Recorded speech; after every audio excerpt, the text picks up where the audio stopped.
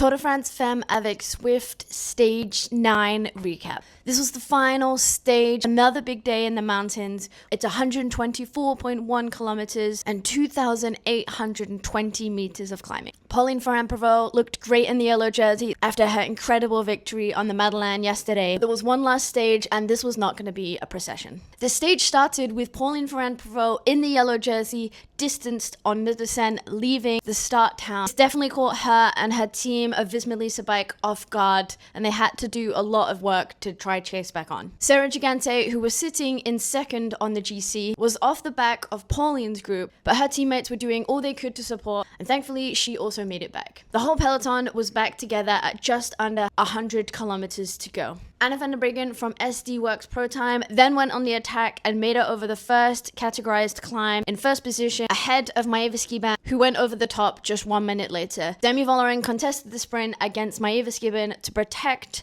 the lead of Elise Chabet, her teammate, who's in the Queen of the Mountains jersey. Anna van der Breggen was still out solo when she hit the Col du Jouplan. The crowds on this climb were incredible to see. Cedrine Kabul, some of her EF Education Oatly teammates, and also Cassia Niwadoma Finney took a nasty spill on one of the corners at the bottom of the climb. Cassie was pretty quick to get back up on her bike, however it took Cedrine a little bit longer and she would then spend the rest of the day chasing back. Anna van der Breggen reached the top of the HC climb, Col du Jouplan, first with a lead of about 44 seconds. Demi, Cassia, Pauline, Nee Fisher-Black, Dominikov, Wolochek, and Sarah Gigante reached the summit next. This group of strong riders and GC favorites were turning up the heat, and unfortunately Sarah Gigante just couldn't keep up and would spend the rest of the day struggling on her own and chasing on. With Sarah Gigante struggling, at this point on the virtual GC, Demi and Cassia had moved up onto the podium and were doing everything they could to try get a gap between them and Pauline Ferrand-Prévot in yellow. As they pushed on and applied the pressure, Anna van der Breggen was caught. She couldn't go any further and keep up that pace. Coming into Châtel, Demi Vollering attacked with 7 kilometers to go. However, she was quickly brought back. Then Pauline Ferrand-Prévot saw her moment and went on the attack. It was super strong and very cool to see.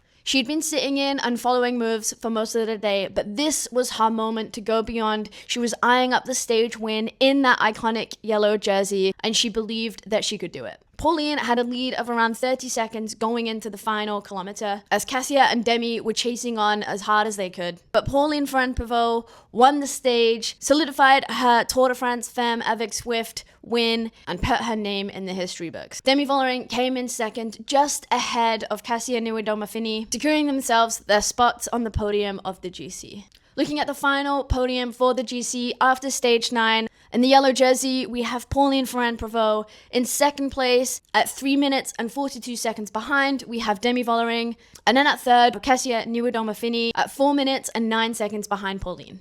In the points classification, Lorena Wiebes taking the green jersey home. The polka dot jersey, the Queen of the Mountain, is Elise Chabet. In the white jersey, the best young rider is Ninka Vinka. And that's it.